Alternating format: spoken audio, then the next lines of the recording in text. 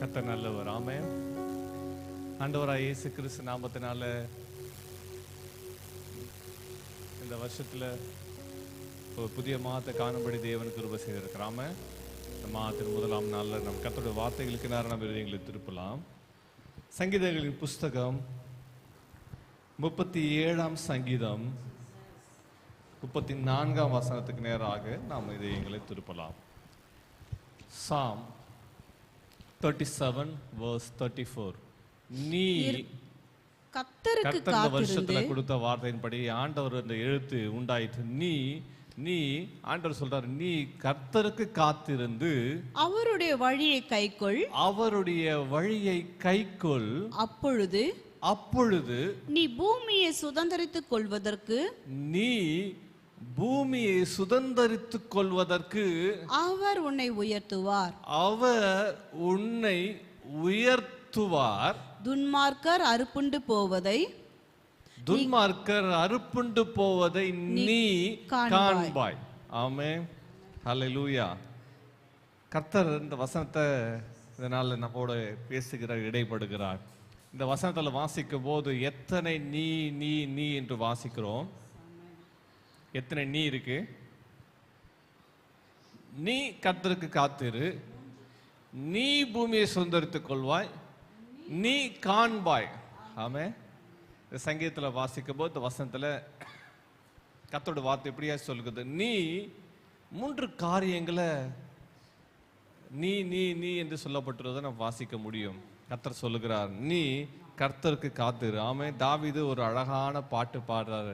அவர் நெருக்கத்தின் நடுவில் கர்த்தர் நோக்கி பாடுறாரு. ஆமே.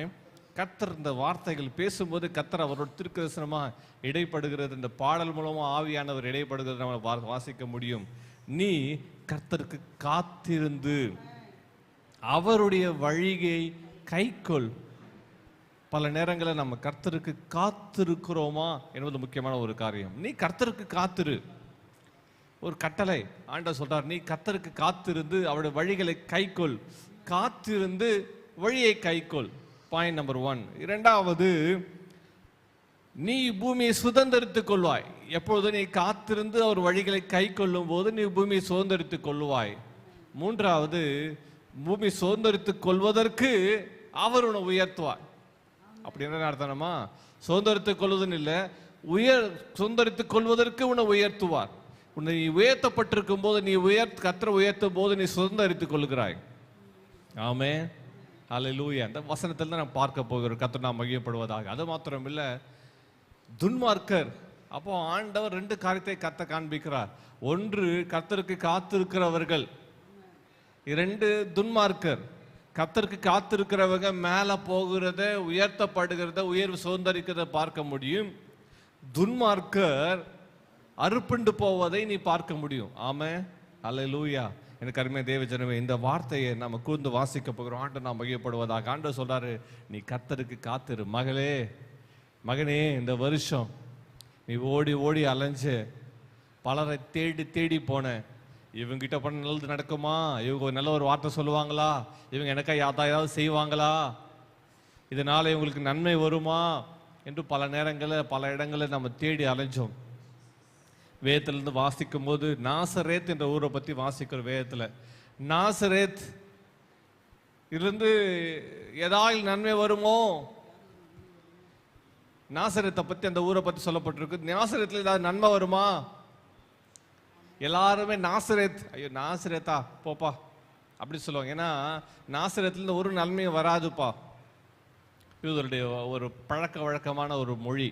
தங்கள் வாழ்விலிருந்து யாராவது ஏதாவது கொடுப்பார்லன்னா, இருங்க அவங்க கொடுப்பாங்க அப்படின்னு நம்ம சொன்னா அவங்க சொல்லுவாங்க, நாசரேத்துல ஒரு நன்மை வருமா அப்படின்னு சொல்லுவாங்க. பழக்க வழக்கமான மொழி. அப்படி என்ற அர்த்தம், நாசரேத்துல ஒரு நன்மை வராது என்று நினைத்து கொண்டிருந்தாங்க. ஒன்று தெரியுமா உங்களுக்கு? வேதம் அழகாய் சொல்லுது, நாசரேத்லாம் இயேசு கிறிஸ்து வளர்ந்த ஊர் நாசரேத் தான். ஆமா. அவர் பெத்லகேமிலே பிறந்தார். ஆனால் வளர்ந்து அவர் தேவனுடைய வல்லமையான ஊழியத்தை செய்தது எங்க தெரியுமா? நாசரேத். அல்லேலூயா. நாசரேத்துல யாரும் நன்மை வருமா? வரும். ஆமா. அங்க இயேசு இருக்கிறார். ஹல்லேலூயா, ஹல்லேலூயா. எனக்கு அருமையான தேவ ஜனமே, கர்த்தர் இந்த மாசத்துக்கு நம்ம கொடுக்க திருக்கசன வார்த்தை, நீ கர்த்தருக்கு காத்திருந்து ஆண்டவருடைய வழிகளை கைக்கொள். நம்ம செய்ய வேண்டிய முக்கியமான முதன்மையான ஒரு வேலை என்ன தெரியுமா? நீ கர்த்தருக்கு காத்திருந்து ஆண்டோட வழிகளை நான் கை கொள்ளுவேன். நான் கர்த்தருக்கு காத்திருக்கிறேனா? வேதம் அழகாக சொல்லுகிறது. அநேக வசனங்கள் வசனங்கள் சொல்லப்பட்டுருது. திடமனதாக இருந்து கர்த்தருக்கே காத்திரு. ஹல்லேலூயா. அநேக வசனங்கள் சொல்லப்பட்டு திடமனதாக இருந்து கர்த்தருக்கே காத்திரு. ஐசையா 40 ஏசாயா 40ஆம் அதிகாரத்தில் வாசிக்க பார்த்தீங்கன்னா கடைசி இந்த 3 வசனங்கள் 29, 30, 31 வசனங்கள் என்ன சொல்லப்பட்டது? கர்த்தர் காத்திருக்கிறவங்க எப்படி எழும்புவாங்களாம்? கழுக போல செட்டைகள் எடுத்து எழும்புவாங்க. அவங்க ஓடினாலும் இளைப்படையார்கள், நடந்தாலும் சொந்து போக மாட்டாங்க. ஆமென். கர்த்தர் காத்திருக்கிறவர்களோ soar like eagles. அவங்க கழுகுகளை போல சட்டைகள் அடிச்சு உயர உயர எழும்புவாங்க. நீ கர்த்தருக்கு காத்திரு. ஆண்டவர் வாழ்வில் கிரியை செய்யும் வரை காத்திரு. ஆமென். ஆண்டவருக்கு நீ காத்திருப்பதை நம் வாழ்வில் பிரதானமாய் சொல்ல வேண்டும். அல்லேலூயா. நம்ம காத்திருக்கும் போது நம்ம வாழ்வில் இருக்கிற ஆசீர்வாதங்களையும், நம்ம தேவனுக்கு காத்திருக்காம நானே எல்லாத்தையும் செஞ்சிருவேன், எனக்கு எல்லாம் தெரியும் என்ற நம்ம நினைப்பு எப்போ வருதோ அப்போது நம்ம வாழ்வில் விழுகை சந்திக்க முடியும். ஆமென்.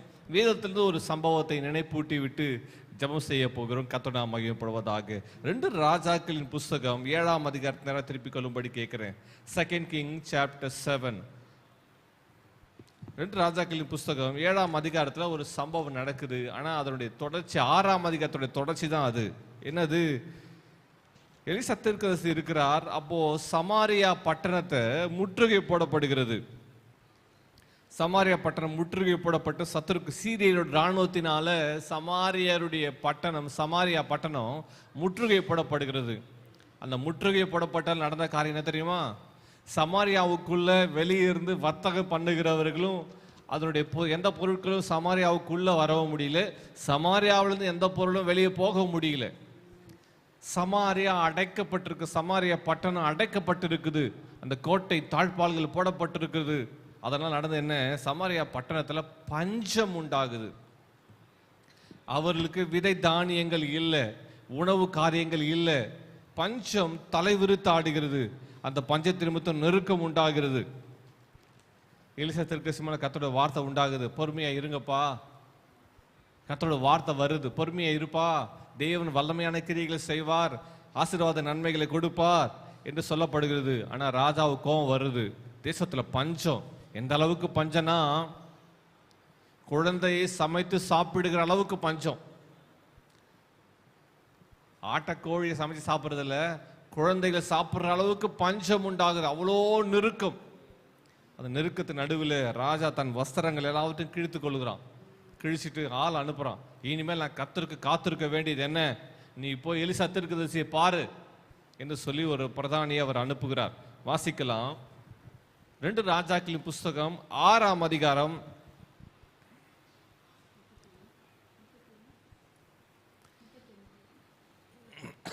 31ஆம் வசனத்தில் வாசிக்கும் போது 2 ராஜாக்களின் புஸ்தகம் 6ஆம் அதிகாரம் 31ஆம் வசனம் முதல் வாசிக்கலாம். அவன் சாப்பாத்தின் குமாரனாகிய எலிசாவின் தலை இன்றைக்கு அவன் மேல் இருந்தால் தேவன் அதற்கு சரியாகவும் அதற்கு அதிகமாகவும் எனக்கு செய்ய கடவர் என்று சொன்னான். எலிசா தன் வீட்டில் உட்கார்ந்தான்.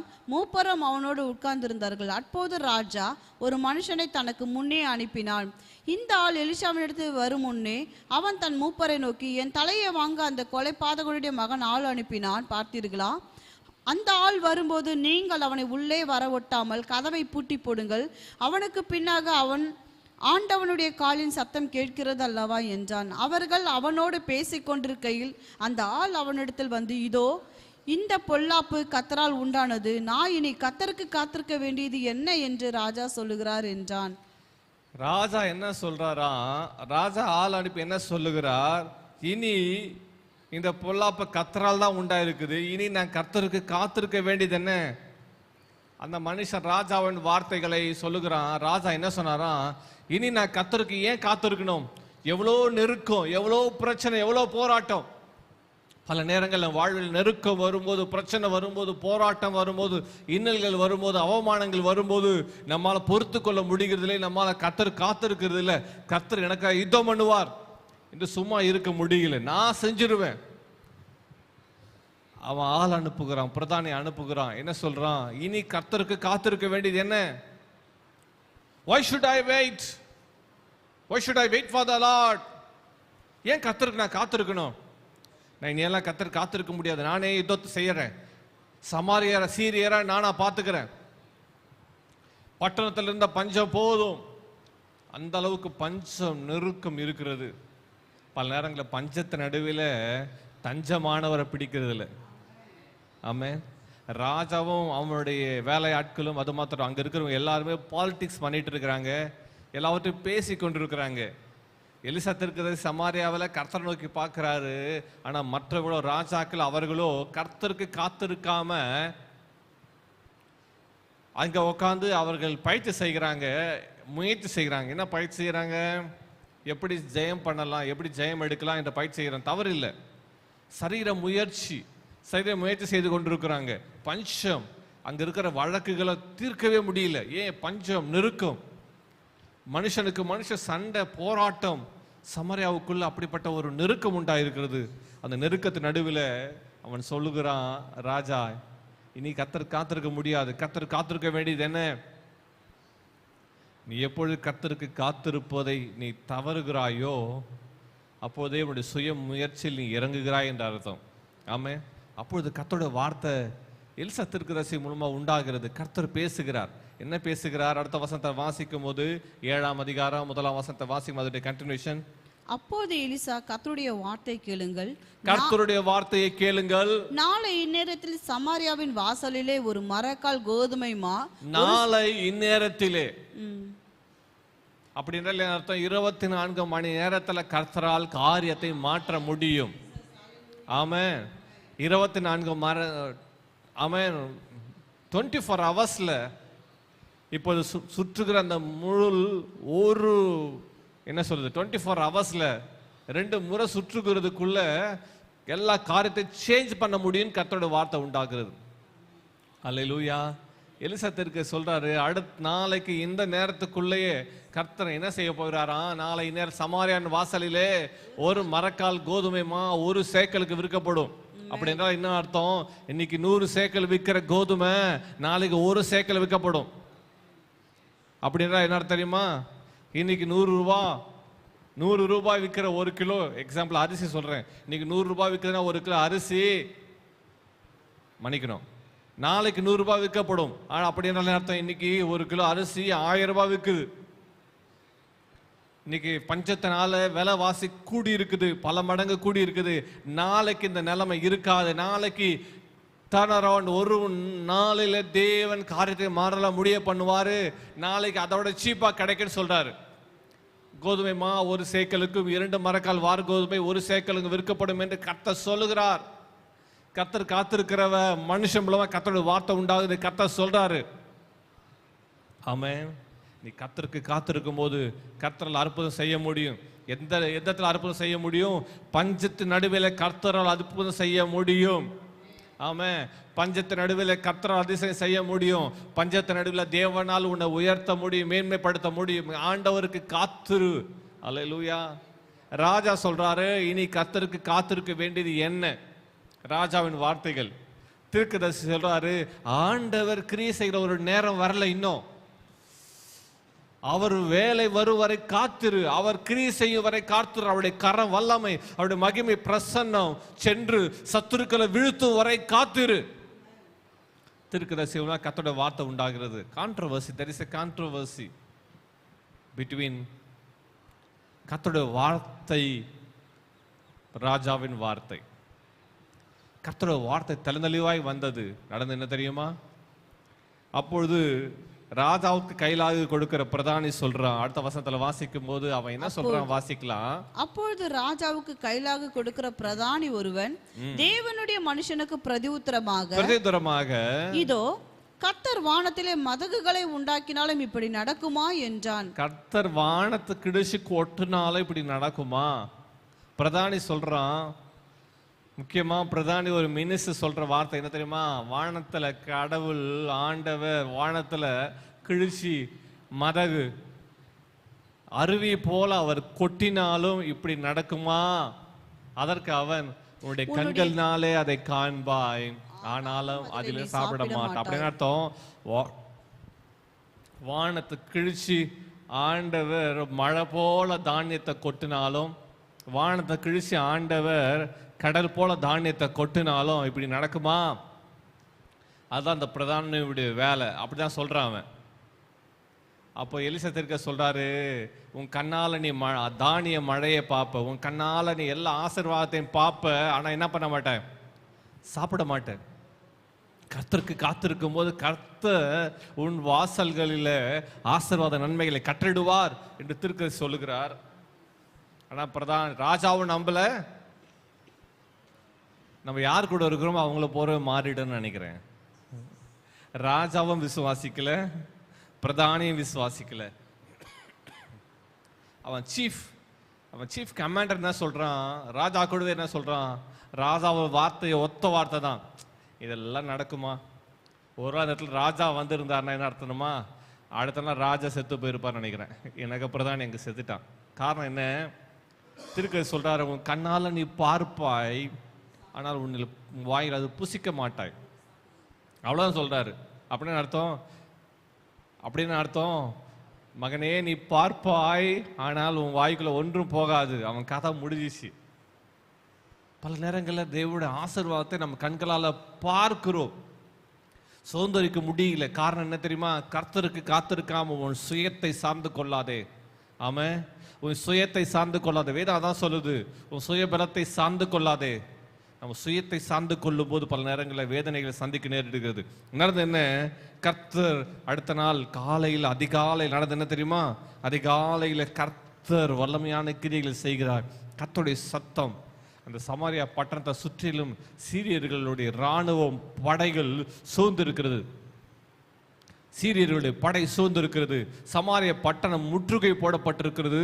சுற்றிலும் சீரியர்கள் சூழ்ந்திருக்கிறார்கள். கூடாரங்களை போட்டு தங்கியிருக்கிறார்கள். அவர்கள் கூடாரங்களை போட்டு தங்கியிருக்கிறாங்க. அது மாத்திரம் சுற்றி இருக்கிற நாடுகளில் யுத்தம் பண்ணி அங்கெல்லாம் கொள்ளை அடிச்சுட்டு கொண்டு வந்து எல்லா பொருட்களை வச்சிருக்கிறாங்க. அது மாத்திரமில்லை, அவர்களுக்கு தேவையான தானியம் எல்லாம் இருக்குது. எல்லாவற்றையும் அவங்க கூடாரங்களுக்கு பக்கத்தில் வைத்துட்டு அவங்க அந்த கூடாரங்களை தங்கி அவங்க சமைச்சு சாப்பிட்டுட்டு இஸ்ரவேல் சமாரியா பட்டணத்தை முற்றுகை போட்டு கொண்டிருக்கிறாங்க. நடந்தது என்ன தெரியுமா? அன்று ராத்திரியில கர்த்தர் இந்த சீரியருடைய இராணுவத்திற்கு கர்த்தர் பேர் இரைச்சலை சத்தத்தை கர்த்தர் கேட்க பண்ணார். ஆமென், ஆமென். நடந்து என்ன, அங்க 4 குஷ்டரோகி இருக்கிறாங்க. 4 குஷ்டரோகிங்க பட்டணத்துக்கு வெளியே இருக்கிறாங்க. சீரியருடைய இராணுவம் அங்க இருக்குது.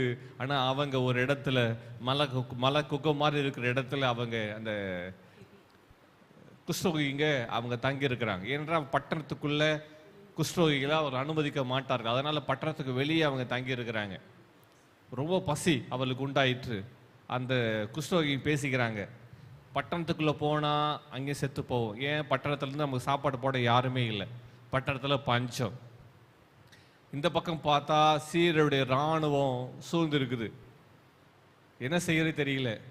இவன் போனால் ஒருவேளை அவன் இறங்கி ஏதாவது கொடுத்தா சாப்பிடலாம், இல்லை ஒருவேளை நம்ம வேவு பார்க்க வந்திருக்குன்னு நினச்சி நம்மளை கொண்டு போட்டாலும் கொண்டு போடலாம். எப்படி நம்ம சாக போகிறோம்? ஒன்று பட்டணத்தில் பஞ்சம் இருக்குது, அங்கே போனால் செத்து போவோம். அல்லது இராணுவத்தில் போனால் அவன் கொலை பண்ணி செத்து போவோம். ஒருவேளை அங்கே போகாமல் நம்ம இங்கேயே இருந்தாலும் செத்து போவோம். ஏன்? பட்டினிலேயே செத்து போவோம். சரி, ஒன்று செய்யலாம், நம்ம சீருடைய இராணுவத்தில் போய் பார்க்கலாம் என்று சொல்லி அந்த குஷ்டரோகி 4 பேர் பேசிக்கிறாங்க. பேசிட்டு அந்த 4 குஷ்டரோகிகளும் புறப்பட்டு அந்த சீருடைய இராணுவம் கூடாரம் போட்டுருக்குறாங்க பார்த்தீங்களா, அந்த கூடாரத்தில் வந்து பார்க்குறாங்க. கூடாரத்தில் வந்து பார்த்து ரொம்ப பசி, தூங்கவே முடியல. மிட் நைட் ஆயிடுச்சு. அந்த மிட் நைட்டில் தேடிட்டு கூடாரத்துக்குள்ளே வராங்க. அப்பா ஏதாவது இருக்காப்பா சொல்லி கூடாரத்துக்கு வெளியிருந்து தட்டிகிட்டே இருக்கிறாங்க. சத்தமே இல்லை. சத்தமே இல்லை சொல்லிட்டு அந்த கூடாரத்தை கொஞ்சம் விலக்கி பார்க்குறாங்க. கூடாரத்துக்குள்ள யாருமே இல்லை. பார்த்தா ஆப்பிள் இருக்குது, ஆரஞ்சு இருக்குது, பொமக்ரனேட் இருக்குது, சுடப்பட்ட அப்பம் இருக்குது, ரொட்டி இருக்குது, மீட் இருக்குது, கபாப் இருக்குது, எல்லாம் இருக்குது. என்னடா அதை பார்த்த உடனே ஐயோ எல்லாமே இருக்குது, ஆனால் யாருமே இல்லையே. உடனே ஒரு குஷ்டரோகி வந்து வெளியே பார்க்குறான். எல்லாம் தூங்கிட்டு இருக்கான்னு நினைக்கிறேன். ஐயோ இதுல இருந்து யாரும் வெளியே போயிட்டாங்க. சரி வந்தா அடிச்சா பரவாயில்ல வாங்கிக்கலாம், முதல்ல போய் சாப்பிட்டு சொல்லிட்டு கூடாரத்துக்குள்ள வேகமாக 4 பேர் போறாங்க. 4 குஷ்டரோகிகள் லெப்பஸும் உள்ள சென்று அவனால எவ்வளவு சாப்பிட முடியும் அவ்வளோத்தையும் திருப்தி எடுத்து சாப்பிட்றாங்க. ஒருத்தன் கபாப் சாப்பிட்றான், ரொட்டி சாப்பிட்றான், குபு சாப்பிட்றான், ஆப்பிள் சாப்பிட்றான், ஆரஞ்சு சாப்பிட்றான். ஏன் அவ்வளோ கொடூர பசி. அப்புறம் திராட்சை ரசத்தை பார்க்குறான், திராட்சை எடுத்து முடக்குன்னு குடிக்கிறான், மேலெல்லாம் கொட்டுது. ஒருத்தர் சொல்கிறான், டேய் பார்க்காத, எவ்வளோ சாப்பிட்டு போய் சாப்பிட்டு. ஒருத்தர் ரொட்டியை சுருட்டி பாக்கெட்டில் வாயில் மென்னுட்டே இருக்கிறான், ரொட்டியை சுருட்டி இந்த பாக்கெட்டில் போடுறான், இன்னொருத்தர் இந்த பாக்கெட்டில் போடுறான், எவ்வளோ எடுக்க முடியுமோ எடுத்துக்கிறான். டேய் தர்மம் எடுக்கிறவங்க போட்டிருப்பாங்களோ ஒரு பை, அந்த பையில் என்னென்ன எடுக்கிறோமோ எடுத்து போட்டுக்கோ, எடுத்து திருப்தியாக சாப்பிட்றான். சாப்பிட்டுட்டு சொல்கிறான், டேய் ஒருவேளை சத்தம் கட்டி யாரும் வந்துட போகிறாங்க, எல்லாத்தையும் சாப்பிட்டோம். ஏய் எல்லாத்தையும் பேக் பண்ணிட்டீங்களா? பேக் பண்ணிட்டேன். எவ்வளோ சாப்பிட்டீங்களா? ஆமாம் 2 நாளைக்கு தாங்குற அளவுக்கு சாப்பிட்டேன், பேக்கும் பண்ணிட்டேன். குடாரத்தில் கொஞ்சம் வெளியே வந்து பார்க்குறாங்க, டேய் சத்தமே இல்லை, பக்கத்து குடாரத்தில் ஒரு நாள் தூங்கிட்டு இருக்காங்களா, அவன் பார்க்கலாம் சொல்லிட்டு ஒருத்தன் எட்டி பார்க்குறான். பார்த்துட்டு டே வாடா அப்படின்னு சொல்கிறான். என்னடா இந்த குடாரத்தில் யாரும் இல்லை, என்னடா இருக்குது இந்த குடாரத்தில், அதை விட அதிகமாக இருக்குது, வெரைட்டி தந்தூரி எல்லாம் இருக்குது இது சொல்றான். உடனே அங்கேயும் போயிட்டு ஒரு கட்டிடுவோம் சொல்லிட்டு அங்கேயே சாப்பிட்றாங்க. 2-3 கூடாரத்தை போறான். எல்லா கூடாரத்தை பார்த்தா டவுட் ஆயிடுச்சு, என்னடா ஒரு கூடாரத்துல ஆள் இல்லை, எல்லா கூடாரத்துல ஆள் இல்லை சொல்லிட்டு நடந்து பார்க்குறான். குஷ்டரோகியை முடிஞ்ச அளவுக்கு அவன் கால் அடிப்படாம, ஏன்னா குஷ்டரோகி கையில அடிப்பட்ட அவன் சொரணியே இல்லைல்ல, கையில கால் எல்லாம். அதனால எந்தெந்த கூடாரம் பார்க்குறாங்களோ போய் பார்க்குறாங்க, எந்த கூடத்தான் ஆள் இல்லை, எவ்வளோ தேவையான சாப்பிட்றாங்க, பையில் எவ்வளோ போட்டுக்கிறாங்க. அப்போ 4 பேரும் ஒரு காரியத்தை பேசுறாங்க. அங்க தீர்க்கதரிசி இருக்கிறார்ல, அந்த தீர்க்கதரிசி என்ன சொன்னாரு? கர்த்தருக்கு காத்திருக்கும் போது அவர் உயர்த்துவான்னு சொல்லி இருக்கிறார்ல, நமக்கு ஆசீர்வாதம் கொடுப்பார் சொல்லி இருக்கிறார்ல. அதனால எலிசா தீர்க்கதரிசிக்கு ராஜா வீட்டாருக்கு இந்த செய்தியை அனுப்புவோம், நம்ம சாப்பிட்டு திருப்தி அடைஞ்சிட்டோம். ஆனா பட்டணத்தில் இருக்கிறவங்க பட்டினியா இருக்கிறாங்கல்ல, பட்டினியா இருக்கிறவங்களே கர்த்தர் உயர்த்த போறாரு. இன்னைக்கு நம்ம சாப்பிட்ட கூடாரத்துல திருப்தியா சாப்பிட்டோம். நம்ம ஜனங்களுக்கு சொன்னா எல்லாரும் ஒரு கூடாரத்துக்குள்ள போனா எல்லாரும் என்ன பண்ணலாம்?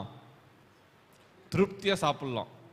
எல்லாம் ரெடியா இருக்குது, திருப்தியா சாப்பிடலாம். அவன் யாருக்கு என்னென்ன வேணுமோ எல்லாத்தையும் சாப்பிடலாம். மிட் நைட்லாம் பரவாயில்ல, நம்ம ஆளுங்க ப்ரஷ் பண்ணாம கூட சாப்பிடுவாங்க, ஏன்னா அவ்வளோ பட்டினியில் இருக்கிறாங்க. இந்த செய்தி சொல்லலாம் என்று சொல்லி 4 பேரும் ஆலோசனை பண்றாங்க. இந்த நாள் கர்த்தருக்காக நம்ம நற்செய்தி அறிவிக்க நாள். நம்ம சும்மா இருந்தா குற்றம் நம்ம மேல் சுமரும். நாளைக்கு பொழுது விடிட்ட நாளைக்கு பார்த்துக்கலாம் என்று சொல்லி நம்ம அமைதியா இருந்தா குற்றம் நம்ம மேல் சுமரும். நம்ம ஒன்று செய்வோம், அந்த செய்தி அனுப்ப வேண்டும் சொல்லி அவர்கள் சமாரியாவுடைய பட்டணத்துடைய ஒலிமுக வாசல்ல வருகிற என்ட்ரன்ஸ்ல வராங்க. அங்க செக்யூரிட்டி நின்றுட்டு இருக்கான். என்ன விஷயம், எதுக்கு நைட்ல வந்த நீ ஜாமான் காக்க சொல்றான். போ பட்டணத்துக்குள்ள வராத. அவன் சொல்றான், இல்ல ஒரு முக்கியமான செய்தி சொல்றேன், நீ வாப்பா. நீ நான் உங்ககிட்ட வரல, நீ என்கிட்ட வா. வந்து கேட்குறான், என்ன விஷயம்? இது மாதிரி சீருடைய பட்டணத்தில் போனோம், சீருடைய கூடாரத்தில் போனோம், கூடாரத்துக்குள்ள யாருமே இல்லை, இவ்வளோ நேரம் உட்காந்து நல்லா திருப்தியாக சாப்பிட்டுட்டு வந்திருக்கிறோம். இந்தா வேணும்னா ஒரு ரொட்டி வச்சுக்கோ, போ. நீ ஜாமம் காக்கிறவ சாப்பிட்டுட்டே போய் மேலே போயிட்டு ராஜாவுக்கு இந்த செய்தி சொல்லு. நிஜமா சொல்றியா? ஆமாம், ஒரு ரொட்டி கொடுப்பா. நீ அருவருப்பை பார்த்தாலும் சாப்பிட முடியாது, நீ சாப்பிடணும்னா அருவருப்பை பார்க்காம ஆண்டவர் வார்த்தை அருவி என்று சொல்லி அவன் ஒரு ரொட்டியை வாங்கிட்டு சாப்பிட்டுட்டே பசி முடியல, அவனுக்கே கண்ணு கட்டுது, வாங்கிட்டு ராஜா வீட்டுக்கு அந்த செய்தி அனுப்புறான். தூங்கிட்டு இருக்க ராஜாவை தட்டி எழுப்புறான். ராஜா, இது மாதிரி சீரியருடைய இராணுவத்தில் போயிட்டு வந்தாங்க, அங்கே ஒருத்தர் எல்லா கூடாரம் காலியாக இருக்குது, அவங்ககிட்ட பொருளெல்லாம் போட்டுட்டு எல்லாம் ஓடி போயிட்டானுங்க. குஷ்ரோகி சொன்னாங்க இப்படி. ராஜா தூக்கத்துலேருந்து, நிஜமாவா சொல்கிறேன்? ஆமாம். உடனே அவன் அனுப்புகிறான், இல்லை நம்மளை ஏமாத்துறாங்க, நம்மளை கவிழ்ப்பதற்காக அவங்க திட்டம் பண்ணுறாங்க, நீ இப்படி செய்ய அப்படின்றான். அப்பா என்னவோ இருக்குது, ஆள் அனுப்புன்னு சொன்ன உடனே அவங்க ஒரு ரதத்தில் வந்து குதிரையில் வந்து போய் பார்க்குறாங்க. பார்த்தா அந்த கூடாரில் ஒருத்தரும் இல்லை. எங்கே போனாங்க? தேவன் அந்த ராத்திரியில இராணுவங்களின் சத்தங்களையும் குதிரை வீரர்களின் சத்தங்களையும் அந்த ஆர்ப்பரிக்க சத்தத்தையும் அவங்க காதுகளை கேட்க பண்ணி, இறைச்சலின் சத்தத்தை கர்த்தர் அவங்க காதுகளில் கேட்க பண்ணிருந்தால எல்லாரும் அதை விட்டுட்டு அவன் ஓடி ஓடி ஓடி போயிட்டான். உயிர் பழசா போதுன்னு சொல்லிட்டு அவன் எதாவது கிடைச்சா எல்லாவற்றும் ஏறி அந்த பட்டணத்தை விட்டு, சமாரியருடைய நாட்டை விட்டு, சீரியன்ஸ் எல்லாருமே, சீரியர்கள் படைகள் எல்லாம் விட்டு ஓடி ஒளிஞ்சாச்சு. ஒரு ஆமென். ஆமென். அங்க பட்டம் இல்லை, ஈட்டி இல்லை, கர்த்தர் ஒரு சவுண்ட் அனுப்பின. நல்லா சொல்லுங்க, சவுண்டு. அவன் அது பயங்கரமான சத்தம். அல்லேலூயா. இறைச்சலின் சத்தம், இராணுவத்தின் சத்தம். ஆமென். கர்த்தரிடத்து புறப்பட்ட சத்தமே இப்படி செய்யும். ஆனால் அவருடைய சித்தப்படி நீ காத்திருப்பாயானால் வாழ் எவ்வளவு வல்லமையானவர்களை செய்வார். ஆமென். மகளே மகனே, கர்த்தருக்கு காத்திரு. நீ கர்த்தருக்கு காத்திரு. ராஜா கர்த்தருக்கு காத்திருளாமல் அவன் ஆசீர்வாதத்தை இழந்தான். கர்த்தருக்கு வார்த்தைக்கு காத்திருந்த எலிசா தீர்க்கதரிசி வார்த்தையின்படியே நடந்தது. என்ன தெரியுமா? அதுக்கு பிறகு ஜனங்கள், பட்டணத்தில் இருக்கிற ஜனங்கள் எல்லாரும் ஓடி வந்தாங்க. ஓடி வந்து பாருங்க எவ்வளோ பியூட்டிஃபுல் திங்னா தெரியுமாங்க, அவ்வளோ கூடாரம் இருந்துச்சு. எல்லாரும் ஒரு கூடாரத்துக்குள்ள போகலாம். ஆமா, ஒவ்வொரு ஃபேமிலி ஒவ்வொரு கூடாரத்துல போயிட்டு உட்காந்து சாப்பிட்ற அளவுக்கு ஆகாரம், ஆசீர்வாதம், நன்மை எல்லாம் ஆயத்தம் பண்ணப்பட்டிருந்துச்சு. அல்லேலூயா. ஒரு வேத ஆக்கியன் இப்படி எழுதுறாரு. என்ன எழுதுறா தெரியுமா? ஒரு ஃபேமிலி உட்காந்து திருப்தியா சாப்பிட்டுட்டு அவன் தூக்கிட்டு போக முடியாத அளவுக்கு ஐஸ்வர்யமும் வெள்ளியும் பொண்ணும் வைடூரியமும் அவங்க கூடாரத்துல இருந்துச்சான். ஆமா, ஒவ்வொரு போர் சேவனும் அவனால் எவ்வளோ சம்பாதிக்க முடியுமோ அல்லது எவ்வளோ தூக்கிட்டு வர முடியும் அவ்வளோத்தையும் தூக்கிட்டு வந்து அவன் கூடாரத்தை பக்கத்தில் வச்சுட்டு அவன் குதிரையை தூக்கிட்டு போற அளவுக்கு அதை விட அதிகமான அளவு அவன் வெள்ளியும் பொண்ணையும் சேர்த்து வச்சிருந்தானா. கர்த்தர் அந்த பேரிடிச்ச சத்தத்தை கேட்ட உடனே எல்லாத்தையும் விட்டுட்டு அவன் ஓடி போனானா. ஒரு ஆமேன்னு சொல்லுங்க பார்க்கலாம். அல்லேலூயா. உன் வாழ்வில் பஞ்சம் இருக்கலாம், ஆனா கர்த்தரே உனக்கு தஞ்சமா இருக்கிறபடி அவர் உன்னை உயர்த்துவார். அல்லேலூயா. திடமனதாய் இருந்து கர்த்தருக்கு காத்திரு. ஆமென். இன்றைக்கு கர்த்தர் வாழ்வில் வல்லமையான கிரியைகளை செய்வாராக. கர்த்தருக்கு காத்திருக்கும் போது அல்லேலூயா நீ சுதந்தரித்துக் கொள்ளும்படிக்கு அந்த வசனத்தை மறுபடியும் வாசித்து ஜெபம் பண்ணலாம். சங்கீதம் 37 சங்கீதம் 34 வசனத்தை மறுபடியும் அந்த வசனத்தை நம்ம வாசிக்கலாம். Psalm 37 verse 34. நீ கர்த்தருக்கு காத்திருந்து, நீ கர்த்தருக்கு காத்திருந்து அவருடைய வழியை கைக்கொள், அவருடைய வழியை கைக்கொள். அப்பொழுது நீ பூமியை சுதந்தரித்துக் கொள்வதற்கு, அப்பொழுது இந்த சமாரிய பட்டணத்துல ஜனங்களை போல அப்பொழுது நீ கூடாரத்தில் இருக்கிற ஆசீர்வாதங்களை, நன்மைகளை, தேவன் உனக்கு வச்சிருக்கிற ஆசீர்வாத நன்மைகளை சுதந்தரித்துக் கொள்வதற்கு அவர் உன்னை உயர்த்துவார். அவர் உன்னை உயர்த்துவார். ஒரு ஆமென் சொல்லுங்க பார்க்கலாம். ஆமென். அல்லேலூயா. கர்த்தர் தேவ ஜனங்களை உயர்த்தினார். துன்மார்க்கர் அறுப்புண்டு போவதை நீ காண்பாய். ஆமென். அல்லேலூயா. அந்த ராத்திரியில எல்லாருக்கும் ஆண்டவர் பேங்க்வெட்டை கர்த்தர் ஆமென் ஆயத்தம் பண்ணிட்டார். பெரிய விருந்து, மிட் நைட். அந்த மிட் நைட்ல கர்த்தர் பெரிய விருந்து ஆயத்தம் பண்ணிட்டார். அந்த லெப்பர்ஸ் சொல்றாங்க விடிய காலம் வரையில இல்ல இப்பவே ஆண்டவர் ஆயத்தம் பண்ணியிருக்கிறாரு, ஏன் மார்னிங் ஆவரோலும் காத்திருக்கணும்? இந்த நைட்லயே கர்த்தர் நமக்கு விருந்த கொடுத்துட்டாரு. இந்த இரவுல தேவன் நமக்கு ஆசீர்வாதங்கள் வச்சிருக்கா, ஏன் பொழுது விடிய வரை காத்திருக்கணும்? நம்ம சாப்பிட்டு திருப்தி அடைஞ்சல பொழுது விடியறவங்களும் வெயிட் பண்ணோமா? இல்ல, அவர்களும் வெயிட் பண்ணக்கூடாது, ஆசீர்வாதத்தை சுதந்திரித்துக் கொள்ள வேண்டும் என்று செய்தி அனுப்பினார்கள். ஆமென். அல்லேலூயா. ராஜா பார்க்கறான், இந்த செய்தி உண்மை என்று அறிஞ்ச உடனே ஜனங்கள் எல்லாரும் பட்டணத்தின் வாசல் கதவுல திறக்கிறாங்க. பல மாதங்களுக்கு பிறகு கதவு திறக்குது. நடந்து என்ன தெரியுமா? ஜனங்கள் எல்லாம் பட்டணத்திலிருந்து எல்லா வீடுகள்ல இருந்து ஜனங்கள் எல்லாரும் ஓடுகிறார்கள். சீரியருடைய எல்லா ராணுவங்கள் இருந்த கூடாரெல்லாம் அவன் ரெடியா போட்டு வச்சிருக்கான். பாத்தீங்களா? இந்த மழையில ஒன்றும் பண்ண அவசியம் இல்லையே, குளிர்ல ஒன்றும் பண்ண அவசியம் இல்லை. கூடாரத்துக்குள்ள போய் உட்காந்து பார்த்தீங்கன்னா அந்த ரூஃப் டாப்னு சொல்லுவாங்க. பார்த்தீங்களா? சில இடங்களில் ஹோட்டல்ஸ் பார்த்தா ரூஃப் டாப் வச்சிருப்பாங்க. டெசர்ட்லாம் பார்த்தீங்கன்னா ஒவ்வொரு டென்ட் போட்டிருப்பாங்க. டென்ட் போட்டு ஒரு ஃபேமிலி இருக்கிற அளவுக்கு டென்ட் போட்டிருப்பாங்க. இன்னைக்கு ஆண்டவர் அந்த பஞ்சத்தை முடியும் போது கர்த்தர் பஞ்சத்தை முடிஞ்ச பிறகு கர்த்தர் பஞ்சத்தை எப்படி முடிக்கிறாரு? பஞ்சத்துல அற்புதமா போஷிக்கிறார். கூடாரமும் போடப்பட்டிருக்குது, உள்ள எல்லாமே ஆயத்தம் பண்ணப்பட்டிருக்குது.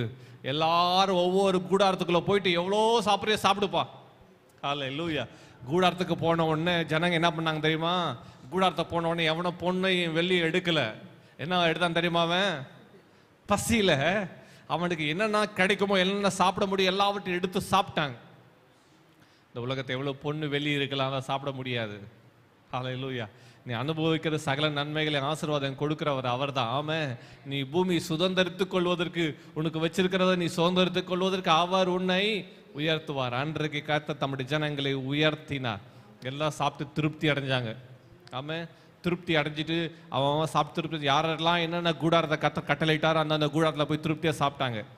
ஆமே. எல்லா கூடாரங்களையும் சாப்பிட்டுட்டு என்னென்ன உணவு தேவையோ மார்னிங் பிரேக்ஃபாஸ்ட் எடுத்துக்கிட்டான், லஞ்ச் எடுத்துக்கிட்டான், டின்னர் எடுத்துக்கிட்டான், எல்லாத்தையும் எடுத்து பேக் பண்ணிட்டாங்க. அதுக்கு பிறகு அங்கிருந்த பொண்ணு ஒரு பக்கம் சாப்பாடு, இன்னொரு பக்கம் என்ன எடுத்தா தெரியுமா? இன்னொரு பக்கம் தான் வெள்ளி பொண்ணு எல்லாத்தையும் எடுத்துட்டு அது மாத்திரம் அவன் கட்டி வச்சிருந்த கழுதை குதிரை எல்லாவற்றையும் எடுத்து பொதி சுமந்துட்டு பாருங்க, கர்த்தர் ஏற்கனவே நான் நினைக்கிறேன் அந்த பட்டணத்தில் இருந்தவங்களை காட்டில் அதிகமான கூடாரங்கள் அங்க இருந்துச்சான். ஆமா, லட்சக்கணக்கில் சீரியர்களுடைய இராணுவம் கூடாரம் போட்டுருச்சான். அவ்வளோ ஐஸ்வர்ய சம்பத்தெல்லாம் எடுத்துட்டு பட்டணத்துக்குள்ள வருகிறார்கள். எலிசா தீர்க்கதரிசி பேசுற அந்த பிரதானி இருக்கிறான், என்ன சொல்றான், இனி நான் கர்த்தருக்கு காத்திருக்க வேண்டியது என்ன என்று சொல்லி ராஜா அவன் வார்த்தை சொன்னான். பாத்தீங்களா, அவன் நிக்கிறான். யார் தெரியுமா? அவன் தான். அவன்லாம் எவ்வளோ எடுத்துட்டு போறியோ எல்லாத்துக்கும் வரி கட்டிட்டு போ, வரி கட்டான் எவனை உள்ள போகக்கூடாது என்று சொல்லிட்டு இருக்கான். ஜனங்க வேகமா திரளா ஜனங்க வெளியே போறாங்க, உள்ள வராங்க. அப்படி என்ன, ஜனங்களுக்கு அவசரம். பஞ்சத்திலிருந்து விடுதலை ஆன உடனே அவன் வேகமா ஓடுறான். எவ்வளவு தூரம் ஓட முடியும் ஓடி கூடாரத்தில் எவ்வளோ சேகரிக்க முடியும் சேகரிச்சு அவனால் எவ்வளோ தூக்கிட்டு வர முடியும் அவ்வளோத்தையும் தூக்கிட்டு வந்து அவன் வீட்டுக்குள்ள வச்சுட்டு திரும்ப போயிட்டு வந்துட்டு இருக்கிறாங்க. இவன் நின்று நில்லு அப்படி இப்படி சொன்னாங்க பாரு. ஜனங்க அவனை பொருட்படுத்தவே இல்லை. போயா, நானே பஞ்சத்தில் தான் ஆண்டவரோட வார்த்தை இப்பதான் வெளியே நான் ஆசீர்வாதத்தை பெற்றிருக்கிறேன், நீ வேற தடை பண்ணி கணக்கு போட்டுட்டு கணக்கு போற டைமா இது, போயா போய் உன்னால் எவ்வளோ சம்பாதிக்க முடியும், கூட எவ்வளோ எடுத்துட்டு வர முடியும், எடுத்துக்கு வராம இங்க உட்காந்து கணக்கு போட்டுட்டு இருக்கிற, நீ கணக்கு போற நேரமா இது, கணக்கு பார்க்குற நேரமே இல்லை சொல்லி ஜனங்க அவனை பொருட்டாவே எண்ணல. ஜனங்க வேகமா போறாங்க வராங்க. அவன் அந்த அவங்கள நிறுத்த பார்க்கறான், இங்க நிறுத்த பார்க்கறான். கர்த்தர் ஆசீர்வாதம் மதகுல திறந்துட்டா, ஆமா அதே அல்லாஹ் சொன்னான், வானத்து மதகுல திறந்தால் நடக்குமா? ஆண்டவர் மதகுகள் இல்ல, ஆண்டவர் எல்லாத்தையும் ஓப்பனே பண்ணிட்டார். ஆமே ஆமே, ஹல்லேலூயா சொல்லுங்க பார்க்கலாம். கர்த்தர் மதகுல திறந்தாலும் இப்படி நடக்குமான்னு சொன்னான். மதகுகளை விட கர்த்தர் அதிகமான அளவு திறந்துட்டாரு. அவனால கணக்கு போட முடியும். என்னடா போகும்போது ஜனங்கள்லாம் வெறுங்கையா போறாங்க, வரும்போது மூட்டையா வராங்களே, அந்த மூட்டைக்கும் திறந்து காட்ட சொல்லி கணக்கு போட்டுட்டு இருக்கான் பாருங்க. ஜனங்க இடிச்சதுல அவன் விழுந்தான். பார்த்தாங்க, இவன் கணக்கு போட்டுற ஆள் இப்ப நமக்கு தேவையில்லைன்னு சொல்லி ஜனங்க மிதிச்சு தோய்ச்சதுல அந்த மனுஷன் கதையே முடிஞ்சிச்சு. நல்ல வார்த்தை சொல்ல விரும்பல, அவன் கதையே முடிஞ்சிச்சு. கர்த்தரோட வார்த்தை அன்றைக்கு நிறைவேறிட்டாமே. நீ பூமி சுதந்திரித்துக் கொள்வதற்கு நீ காத்திருக்கும் போது, அவர் வழிகளை கை கொள்ளும் போது, நீ பூமி சுதந்திரித்துக் கொள்வதற்கு அவர் உன்னை உயர்த்துவார். கர்த்தர் அன்றைக்கு தம்முடைய ஜனங்களை உயர்த்தினார். எலிசா தீர்க்கதரிசியின் வாயிலிருந்து புறப்பட்ட ஒரு வார்த்தை கர்த்தர் நாளைக்கு நேரில் கர்த்தர் செய்வார். ஆமே, அந்த வார்த்தையின் படியே அந்த பட்டணத்துக்குள்ளே சிலர் கடை வச்சுட்டு இருந்தாங்க பார்த்தீங்களா. அவன் வச்சிருந்தான் 1000 ரூபாய் 1 கிலோ, 1000 ரூபாய் 1 கிலோ. அவன் சொல்லிட்டே இருந்தான் பார்த்தீங்களா. அன்னைக்கு சாயங்காலம் ஒருத்தர் பக்கத்தில் இருக்கிற கடை அடைச்சிட்டு இருந்த ஆளு கடையை திறந்தான். பார்க்குறான், என்னப்பா இத்தனை மாசமா கடை இல்லை, ஒண்ணுமே இல்லை, தான் கடையை திறக்கிற? ஆமா கடையை திறந்துட்டேன். அவன் 1000 கிலோ 1000 1 கிலோ 1000 ரூபாய் சொல்லிட்டு நான் பார்த்தீங்களா. இவன் கடையை திறந்தான். 1 கிலோ 100 ரூபாய். என்னப்பா சொல்ற? ஆமா 1 கிலோ 100 ரூபாய். கதை திறந்தா, ஷட்டரை திறந்தா உள்ள மூட்டையும் அடிக்கிருக்கான். என்னப்பா? சீரிய ராணுவத்துல கத்தர் கொடுத்துட்டாரு, மூட்டையா எழுந்து கொண்டு வந்து அடிச்சுக்கிறான். 100 ரூபாய் தாக்க 1 கிலோ. ஜனங்க பாக்குறாங்க, என்னையா நீ 1000 ரூபாய் போட்டிருக்கிற, யார் வருவாங்க? 100 ரூபாய். அவங்க கிட்ட வந்து பாக்குறாங்க, 100 ரூபாய். கொஞ்ச நேரத்தில் பாக்குறேன், பக்கத்துல இன்னொருத்தன் கடை தரனா 50 ரூபாய். இன்னொருத்துல கடை தரனா ஒரு அரை மணி நேரம் பொறுத்து 10 ரூபாங்க. எவ்வளவு வேணுமோ அவ்வளோத்தையும் நான் வாரிட்டு வந்துட்டேங்க. ஒரு ஆமே, அல்லேலூயா. கர்த்தர் உனக்காக ஆசீர்வாத வாய்க்கால்களை கதவுகளும் வாழ்வில் திறக்கிறார். ஆமே. நம்ம எல்லாரும் கண்களை மூடி கர்த்தரை நோக்கி பார்க்கலாமா? Thank you Jesus. நன்றி அப்பா, நன்றி அப்பா. வாயில திறந்து கர்த்தர் நன்றி சொல்லு மகளே, ஆத்துமாவே கர்த்தர் நன்றி சொல்லு. அல்லேலூயா. உன் வாழ்வில் செய்த எல்லா நன்மைகளை நினைச்சு, கிருபைகளை நினைச்சு, உயர்வுகளை நினைச்சு கர்த்தருக்கு நன்றி சொல்லு. கர்த்தர் கொடுத்த வார்த்தை, கர்த்தருக்கு காத்திரு. நீ கர்த்தருக்கு காத்திரு. நீ கர்த்தருக்கு காத்திருந்து அவர் வழியை கைக்கொள். கர்த்தருடைய வழியை கைக்கொள்.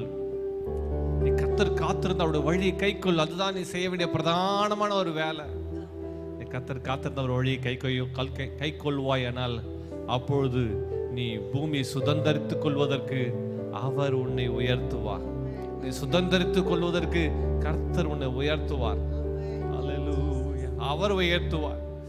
நீ பூமியை சுதந்தரித்துக் கொள்வ. நீ மகளே, நீ மகனே, நீ, you and your family, you and your church, you and your ministry. நீயும் உன் பிள்ளைகளும், நீயும் உன் கணவனும் உன் குடும்பத்தாரும், உனக்கு உண்டான எல்லாமே நீ பூமி சுதந்தரித்துக் கொள்வதற்கு அவர் உன்னை உயர்த்துவார். அல்லேலூயா.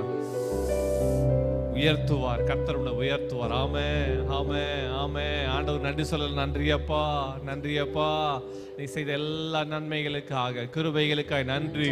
இதனால நீ கொடுத்த எல்லா ப்ரொஃபட்டிக் வேர்டுக்காக நன்றி செலுத்துகிறோம். இந்த வார்த்தையின்படியே நாங்கள் ஜெபிக்கிற ஆண்டவரே, கர்த்தாவே உமக்கு ஸ்தோத்திரம்.